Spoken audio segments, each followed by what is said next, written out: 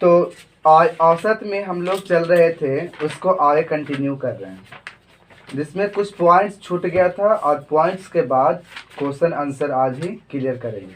ठीक है, तो कुछ पॉइंट्स क्या है कि किसी समूह में एक व्यक्ति के शामिल हो जाने के बाद औसत आयु में, देखिए दो काम हो सकता है।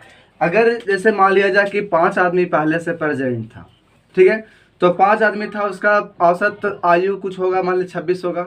ठीक है, इसमें आदमी अगर एगो आ जाए, शामिल हो जाए, तो शामिल होने के बाद दो कंडीशन बन सकता है, या तो औसत आयु में घट जाएगा पूरा औसत, या तो पूरा औसत में ही क्या हो जाएगा, वृद्धि हो जाएगा।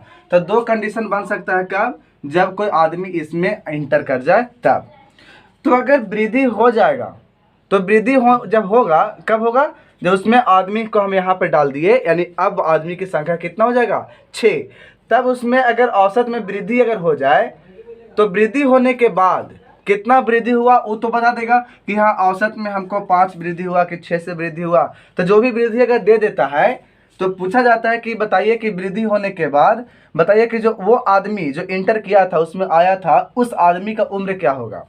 तो उस वृद्धि होने पर आने वाले व्यक्ति की उम्र हम कैसे निकालेंगे, तो याद रखिएगा कि पहले का औसत जो रहेगा वो प्लस नई संख्या, मतलब जो संख्या वहाँ पर लाए हैं, जैसे होता है ना कि इसके मतलब 5 अधिक जो 5 और उसमें जोड़ देते हैं, ठीक है, तो वही संख्या को यहाँ पर गुना करना है, गुना औसत में वृद्धि।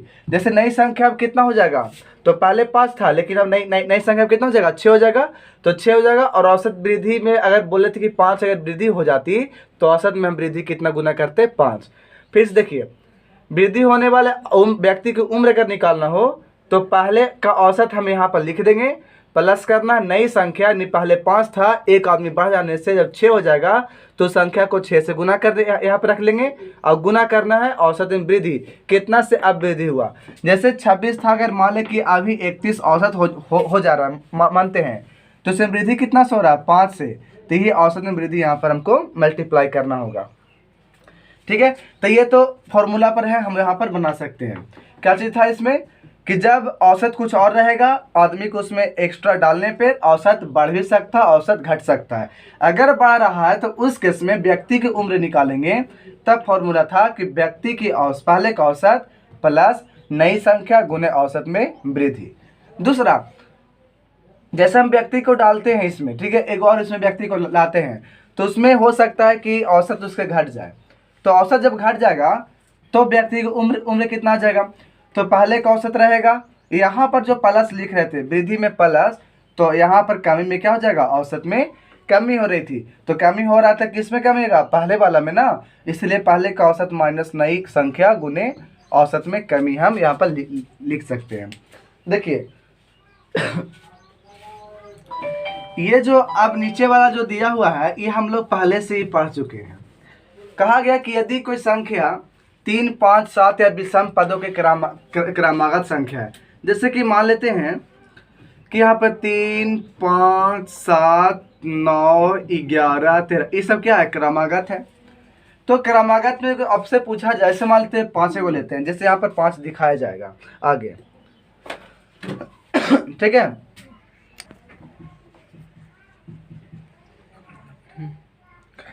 जैसे यहाँ पर हम 5 ले रहे हैं, इसका पूछा जाएगा औसत, तो आपको बताया गया था कि अगर एक सीक्वेंस में हो, लगातार होता है, तो बीच वाला ही औसत कहलाता है। तो यहाँ पर बीच में कौन हो गया, 7, तो यहाँ पर क्या होगा, औसत 7।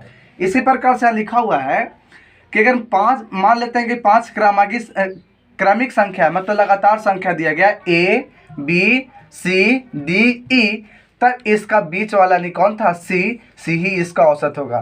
तो हम लोग पहले भी इसको हम लोग क्लियर कर चुके हैं, ठीक है। अब बताए थे अगर मान लिया जाए कि 6 हो जाता, तब औसत कौन होगा, तभी हम लोग जानते हैं कि 7 और 9 के बीच वाला होगा। तो 7 और 9 के बीच में कौन है, 8। फिर अगर ऐसे नहीं जानते तो भी हम जानते थे कि पहला और अंतिम वाला को जोड़ दीजिए और नीचे में कितना से डिवाइड करना है, 2 से, यही आपका औसत होगा। लेकिन कब, जब एक क्रमिक संख्या के रूप में अगर रहेगा तब। यानी यहाँ पर 13, 3, 16 और 16/2 कितना होगा, 8। यहाँ पर अगर 11 रहता तो पहला पद कितना होता है, 3, और लास्ट में कितना होता है, 11। तो 3 और 11/2 करते तो यहाँ 14/2 कितना मिलता है, 7। देखिए आ जा रहा है। तो ऐसे क्वेश्चंस में ठीक है, यानी जब लगातार अगर होगा तो उसमें क्या करना होगा औसत के लिए कि पहला और अंतिम को जोड़ करके बटा 2 से भाग दे दीजिए, आपका औसत निकल जाएगा। ठीक है, तो इसी को इतना में लिखा जा रहा है। क्या पढ़ लेते हैं। यदि कोई 3, 5, 7 या विषम पदों क्रमिक संख्या दी हुई है, ठीक है, ये सब दिया हुआ है संख्या, तब उनका औसत भी ज्ञात है, मान लेते हैं। तो औसत ज्ञात है तो निम्नलिखित में से हम किसी भी संख्या का मान ज्ञात कर सकते हैं। ठीक है, देखिए एक तरीका और है। जैसे यहाँ पर मान लेते हैं कि यहाँ पर x रहता और आपसे पूछा जाता और यहाँ पर बस इतना ही है। अगर पूछा गया कि x का मान बताइए, इसके औसत कितना है, 7 दिया हुआ है। तो देखिए यहाँ पर क्या होगा, देख लेंगे कि आगे वाला देखेंगे कि कितने का अंतर है। तो देख रहे हैं कि 2 का अंतर है, तो डायरेक्ट यहाँ पर क्या करेंगे कि ऐसे संख्या में इसको में से 2 इधर हम घटा देंगे। मतलब जितना ये वाला आगे इससे बड़ा होगा उतना ही पीछे वाला इससे क्या होगा, छोटा होगा। यानी सब में देखते हैं कि इसमें कितना का अंतर रहेगा, तो 2-2 का अंतर रहेगा। किसमें, जब विषम संख्या ले रहे हैं तब। तो ऐसे की ज़रूरत नहीं है, डायरेक्ट याद रखना ये कि अगर एक सीक्वेंस में हो तब उसका डिफरेंस हमेशा क्या होगा, कांस्टेंट। तो उस केस में हम क्या कर सकते हैं कि जितना आगे वाला ज़्यादा होगा उतना ही इसको से पीछे वाला कम होगा। डायरेक्ट हम इस तरीक़ा से निकाल सकते हैं। ठीक है, तो अब हम चलेंगे क्वेश्चंस पे। देखिए बताए थे 2 तरह का औसत निकालना होगा। एक पैटर्न में रहेगा, तो पैटर्न का मतलब जैसे 11 के बाद 13 है, मतलब 2 का अंतर। तो अगला अगर 15 होता, 17 होता, 19 होता, 21 होता, तो ये एक पैटर्न में था। तो पैटर्न में था तो हम इसको औसत निकाले थे कि बस लास्ट और फर्स्ट को जोड़ करके बटा 2 करना था। ठीक ना, यानी कितना हो जाता, तो आपको 32 बटे 2 यानी 16 आंसर आ जाता। लेकिन यहाँ पर जब देख रहे हैं मेरा आंसर में, ऑप्शन में कि है क्या, 11 तो है, 13 भी है, लेकिन कोई पैटर्न में नहीं है। अभी 2 का अंतर था और यहाँ पर अब अंतर हो जा रहा है 1 का, फिर यहाँ पर 2 के अंतर हो जा रहा है, और फिर यहाँ देख रहे हैं तो सीधा 5 के अंतर हो रहा है। तो जब अगर अलग अलग हो, कोई सीक्वेंस में ना हो, तो उस केस में औसत निकालने के लिए सभी को जोड़ करके जितनी संख्या होती थी उतना से भागा देते थे। तो यहाँ पर संख्या 1, 2, 3, 4, 5, तो यहाँ से हम क्या करेंगे, 5 से भागा दे देंगे। तो अब जोड़ लेते हैं, कितना होगा, 1 और 3 4, 4 4 8, 8 और 6 14 और 1 15। तो यहाँ से 15 के 5, अब बचा कितना, 2, तो 1 बचा, तो 1 और 1 2, 2 1 3, 4 5 और 2 7, 75 आ गया। इसको काटेंगे तो कितना आएगा, 15। तो इसका आंसर हमारा मिल जाएगा 15। लेकिन ध्यान में क्या रखना था कि 2 तरह का हमारे पास दिए जाएंगे डेटा। ठीक है, एक डेटा जो होगा वो आपका सीक्वेंस में होगा। जब सीक्वेंस में होगा तो उसको डायरेक्ट क्या करना था कि पहला और अंतिम को जोड़ करके बटा 2 करना था। लेकिन जो सीक्वेंस में ना हो उसको मैं क्या करेंगे कि सबको जोड़ करके जितने संख्या होगा उतना से भागा लगाते हैं। तो ये ध्यान में रखना है। ठीक है, चलिए नेक्स्ट। यहाँ पर जो सेकेंड नंबर क्वेश्चन है, इसमें 1 से 25 तक बोला, मतलब ये तो लगातार की संख्या बोल दिया। जैसे ही लगातार बोल दिया तो हमको ये नहीं गिनना कि क्या को संख्या है, इसमें कुछ नहीं गिनना है। लगातार जब रहे तो उसमें बस क्या करना है, लास्ट और पहला को जोड़ दीजिए। ठीक है, जोड़ दिए पहला का और अंतिम का, और जोड़ कर कितना करना था, 2 से भगा देना था। तो 25 और 1 26 बटे 2, तो आंसर कितना हो जाएगा, 13। ठीक है, तो ध्यान में रहना है। देखिए 0 से 25 तक की पूर्ण संख्या निकालना है। देखिए फिर भी 0 से अगर 25 तक भी बोला तो भी क्या है, ये भी एक रेगुलर है, मतलब क्रम से है। तो क्रम से तो फिर वही काम करेंगे कि पहला वाला और अंतिम वाला को जोड़ेंगे और 2 से भागा देंगे। तो 0 में 25 जोड़ेंगे तो क्या मिलेगा, 25 ही मिलेगा ना, और 2 से भागा देंगे कितना मिलेगा, 12.5। तो आंसर क्या हो जाएगा, 12.5। देखिए प्रथम लगातार n सम संख्या रहता था, लगातार n संख्या, तो उसका औसत n+1 होता था। तो यहाँ पर कितना होगा, 10 + 1 11, डायरेक्ट आंसर हो जाएगा। लेकिन बनाना चाहेंगे तो कैसे बनाएंगे, देखिए पहला होगा 2, फिर 4 और 10 आगे लेके जाना है 10 तक। तो 10 तक लेके जाएंगे तो लास्ट में कितना आपको मिलेगा, 20 मिल जाएगा। तो 20वां जो 20 होगा वही ना 10 हो जाएगा सम संख्या। तो जब 20 मिल गया तो ये पहला था 2 और लास्ट वाला 20, दोनों के जोड़ देंगे, बटा कितना करना है 2, तो 2 और 20 22, 22 बटे 2 कितना हो जाएगा 11। तो इस प्रकार से हम इसको बना सकते हैं। औसत का हम लोग क्वेश्चन पढ़ रहे थे। आज हम क्वेश्चन नंबर 5 से स्टार्ट करते हैं। आपको 4 तक क्वेश्चन और थ्योरी आपको बता दिया गया है प्रीवियस लेक्चर में, जिसमें पार्ट 2 पार्ट 1 बना दिया गया था और यह पार्ट 3 है। इसमें लिखा गया है 2 से 20 तक सम संख्याओं का औसत। देखिए जैसे आपको पहला और अंतिम पद दे देता है तो औसत जैसे पूछ दे तो डायरेक्ट दोनों को जोड़ करके और बटा क्या करना है 2 से डिवाइड करना है, यानी शुरू का और अंतिम का बटे 2। तो 20 और 2 22, 22 बटे 2 कितना हो जाएगा, तो यहाँ पर देखेंगे कटेगा 11 बार में, तो इसका आंसर 11। 1 से 15 तक की विषम संख्याओं का औसत क्या होगा। तो पहला कितना दिया है 1, अंतिम पद कितना दे दिया 15, क्या करना है दोनों को जोड़ देना है बटा 2 से डिवाइड। तो 15 और 1 16 बटे 2 हो जाएगा कितना 8, तो आंसर इसका मिल जाएगा 8। प्रथम लगातार 11 विषम, यानी 11 तक नहीं है, 11 विषम संख्या जाना है। जैसे 1 3 5 ऐसे लेकर के 11 पद तक जाना था, ठीक है। तब हम अगर ऐसे पूछा जाता है तो उसका डायरेक्ट होता है, जैसे अगर n विषम संख्या होता तो उसका हम लोग डायरेक्ट n जानते हैं। तो यहाँ पर जब 11 विषम संख्या बोला है तो उसका औसत कितना हो जाएगा 11, ठीक है। यहाँ पर देखते हैं प्रथम लगातार 25 पूर्ण संख्या, 25 पूर्ण संख्या 0 से शुरू होता है। 25वां पूर्ण संख्या कौन होगा, तो 24। कैसे, अगर 25 ले लेंगे तो कुल पदों की संख्या हो जाएगा 26, लेकिन यहाँ पर 25 पूर्ण संख्या ही बोला था तो कितना हो जाएगा लास्ट में 24। तो इसका औसत के लिए क्या करते हैं 2 से डिवाइड, तो 24 बटे 2 यानी हो जाएगा 12। देखिए आपको सम संख्या का पूछा गया है, वर्गों का औसत। तो फॉर्मूला देखिए, अगर हम लोग सबका जोड़ देखते थे तो कितना होता था n into n plus 1 into 2n plus 1/6 होता था। लेकिन जैसे ही हम इसको अगर औसत पूछते थे तो ये वाला n नहीं होता था, ठीक है। जब n नहीं होता था तो यहाँ पर कितना तक आप गए हो, तो 1 2 3 4 5 6, ठीक है। लेकिन अब ये फॉर्मूला जो लगाते थे वो सिर्फ सम का नहीं था, सभी यानी 1 से लेकर के सभी के लिए ये होता था, ठीक है। लेकिन यहाँ पर क्या है, सिर्फ और सिर्फ सम के लिए है। तो हम लोग तो ये वाला कब यूज करते, जब हमारे पास 1 का स्क्वायर, फिर 2 का स्क्वायर, 3 का स्क्वायर, 4 का स्क्वायर से लेकर के n का स्क्वायर तक हो। लेकिन जब सम का पूछा गया है तो इसमें हम लोग देखे थे कि 2 इंटू n प्लस 1 और यहां पर कितना था 2n प्लस 1 और बटा में 3, ये था हमारा मतलब देखिए ये था हमारा n लगातार सम संख्याओं के वर्गों का औसत। तो इसमें n क्या होगा, तो 6 गो है ना, तो यहाँ पर कितना रख लेंगे 6 रख लेंगे। लेकिन अगर आप यहाँ तक n तक, अगर यहाँ पे n तक रहता, n तक, तो उसके लिए फॉर्मूला था n प्लस 1, फिर था यहाँ पर n प्लस 2/3। तो इससे भी बना सकते हैं और इससे बना सकते हैं, दोनों में देखिए कैसे बनाएंगे। इसमें था n लगातार, इसमें n लगातार लिखा रहेगा तब हम यूज करेंगे इसको, लेकिन इसमें n तक रहेगा तब यूज करेंगे इसको।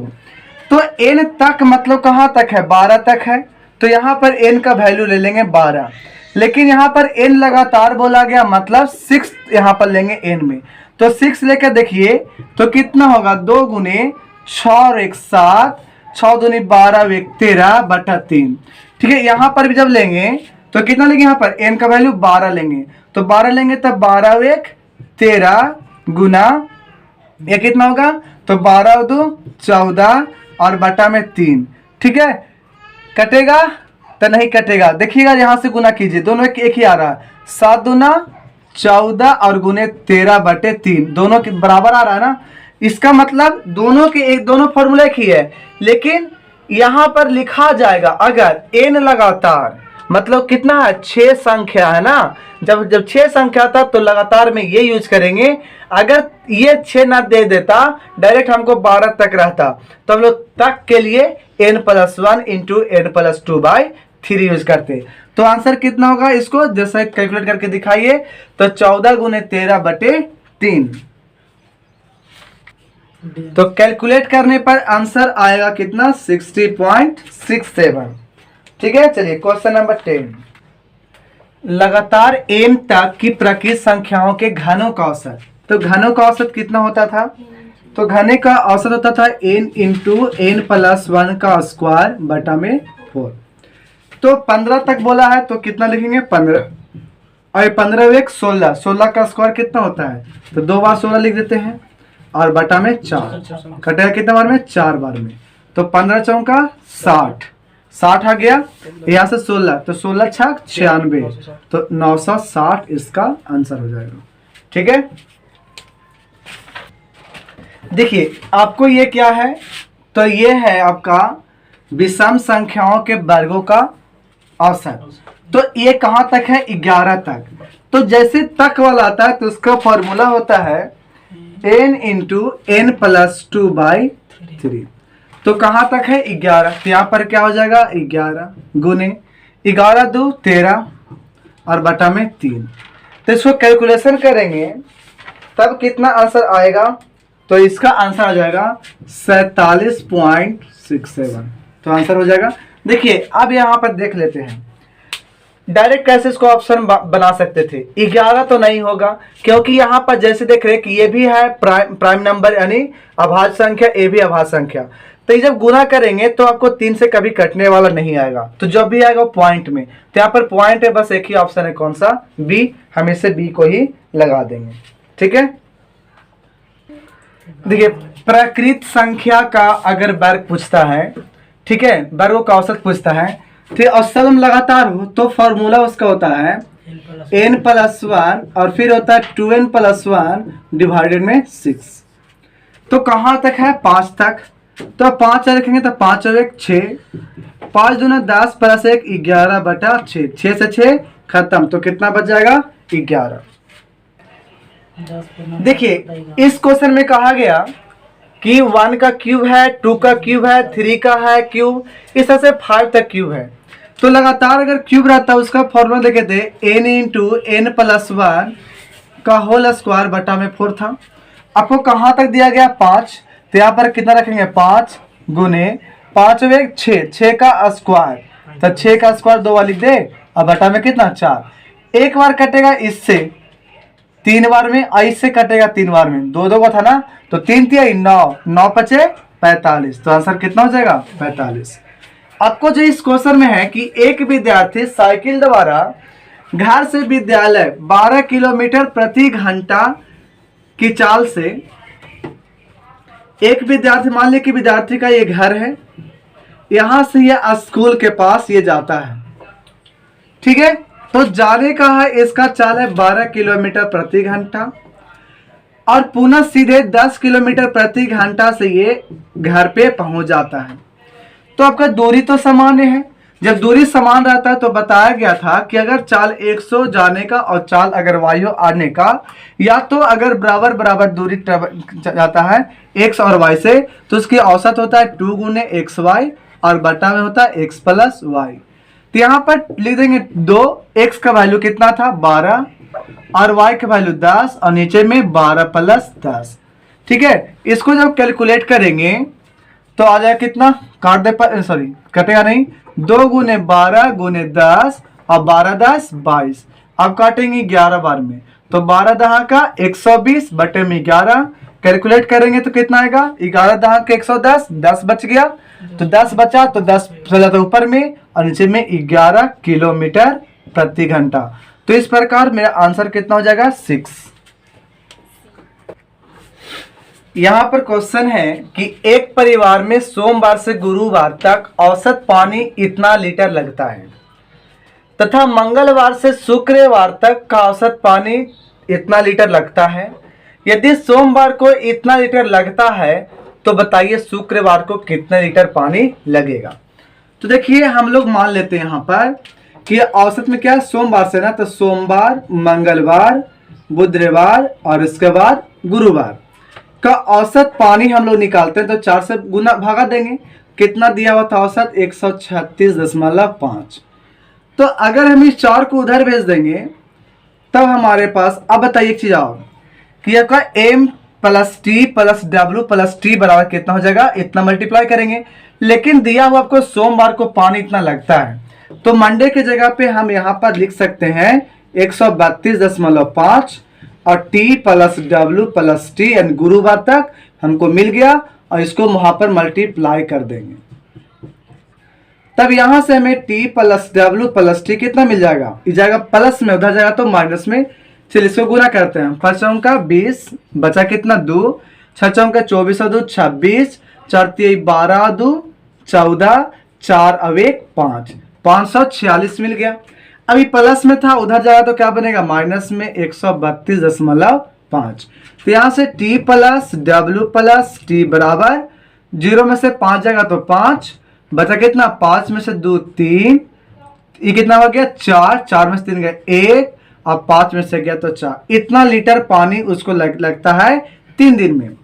अब हम लोग को नेक्स्ट क्या दिया हुआ था कि मंगलवार से शुक्रवार तक, तो ये था मंगलवार, बुधवार, गुरुवार और शुक्रवार, इसका औसत जब निकालेंगे तो ये दिया हुआ था 134।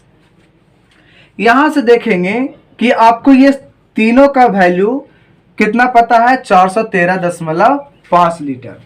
तो हम यहां पर देख रहे हैं कि इस तीनों के जगह पे रख देंगे 413.5 और प्लस फ्राइडे 4 कहाँ जाएगा, ऊपर में गुना हो जाएगा तो 134 गुने 4।